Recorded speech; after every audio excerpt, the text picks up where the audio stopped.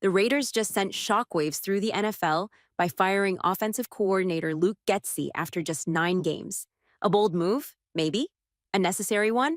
Absolutely. Let's break down why this could be the turning point we all have been waiting for. Hi, Raiders Nations, what's up? We are here to bring you the Insider Raiders news. If you're new here, consider subscribing to the channel. So the Las Vegas Raiders have decided they've had enough, parting ways with offensive coordinator Luke Getsy after a tough 41-24 loss to the Cincinnati Bengals that dropped them to a dismal 2-7 this season.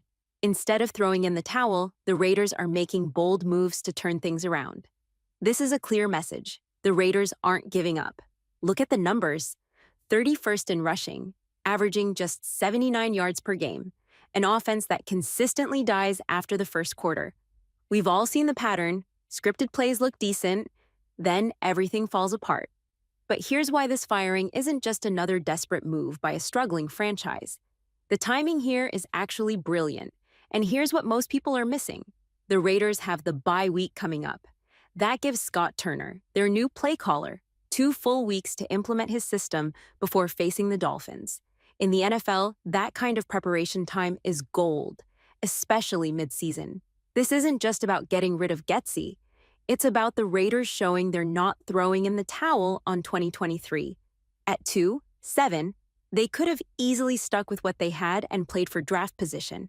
Instead, they're making aggressive moves to salvage what's left of this season. Think about it. Turner's always been a pass-first coordinator.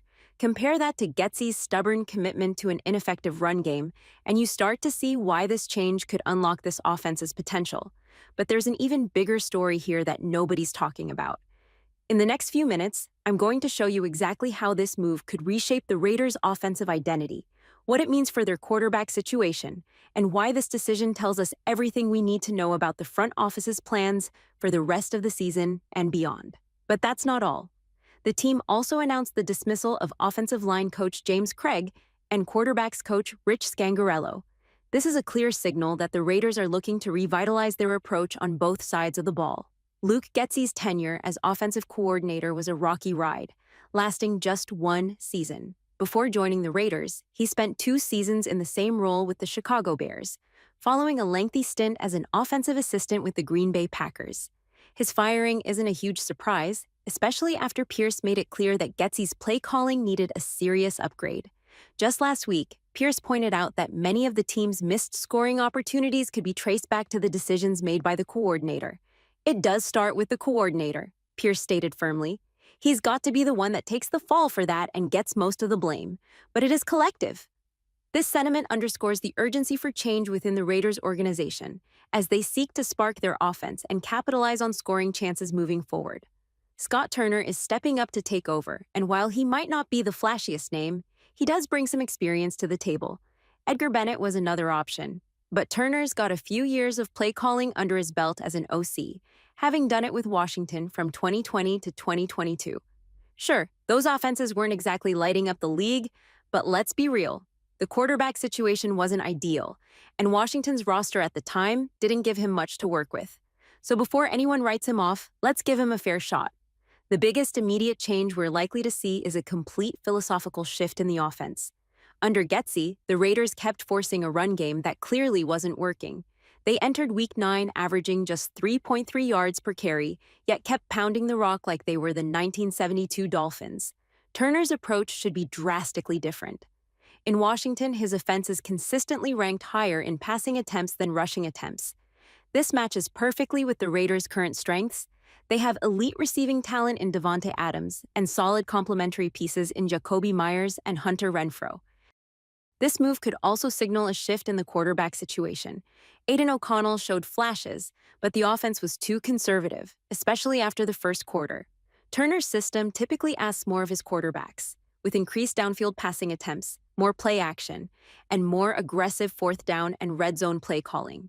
We might even see better utilization of quarterback mobility on designed rollouts, something that's been notably absent from the Raiders' offense this season.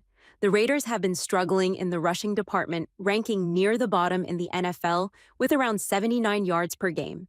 It felt like they were sticking to the run simply for the sake of it. Now, with Scott Turner at the helm, we might see more emphasis on the passing game. This shift could also mean sticking with Desmond Ridder as the primary quarterback moving forward. Sure, Gardner Minshew got benched today, but sometimes a team has to test different strategies to see what works. Another crucial aspect we need to consider is how this change impacts the Raiders' specific offensive personnel. Josh Jacobs, last year's rushing champion, has struggled mightily under Getsy's system, averaging just 3.1 yards per carry. Turner's offense historically creates better running lanes through spread formations and effective play action. In Washington, Antonio Gibson and Brian Robinson both found success in Turner's scheme because he didn't rely on straight-ahead power running. He created space through formation and personnel variety. Speaking of personnel usage, let's look at Davante Adams' situation. Under Getsy, Adams has seen his target share fluctuate wildly from game to game. There's been no consistency in how he's been utilized, especially in crucial situations. Turner's track record with number one receivers is actually quite promising. Look at Terry McLaurin's production under Turner in Washington. Even with quarterback instability, McLaurin maintained productive seasons because Turner designed specific packages to get him the ball in space. Adams could see similar benefits, particularly in the intermediate passing game where Turner likes to create mismatches through bunch formations and motion. The tight end position could also see a significant boost. Michael Mayer has shown flashes of potential, but hasn't been consistently involved in the passing game. Turner's offenses in Washington frequently featured tight end-friendly concepts, particularly in the red zone. Logan Thomas had his best season under Turner, and that blueprint could easily be applied to Mayer's skill set. Expect to see more two tight end sets with Mayer and Austin Hooper being used to create defensive confusion. The quarterback situation deserves deeper analysis. Aiden O'Connell has completed 62% of his passes, but has struggled with consistency.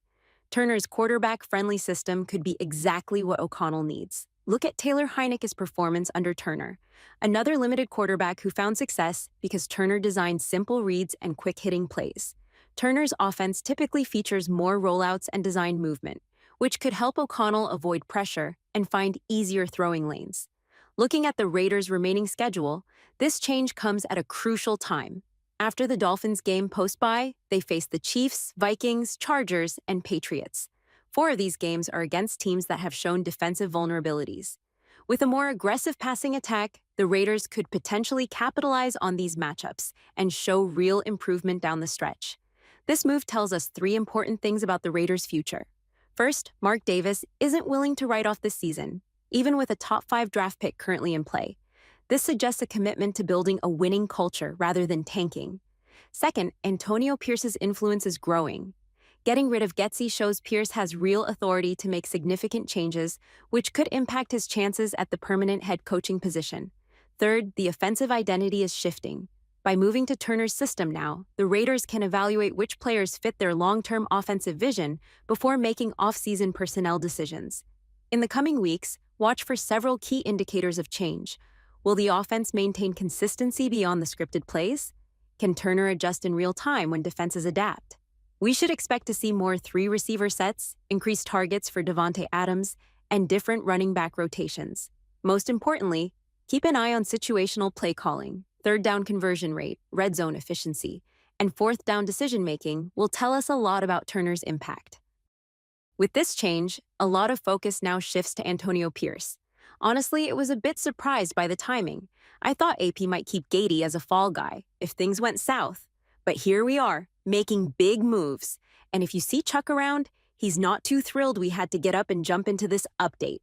The Raiders aren't just making a coordinator change, they're making a statement about the direction of this franchise. While Scott Turner might not be a household name, his system and philosophy could be exactly what this offense needs right now.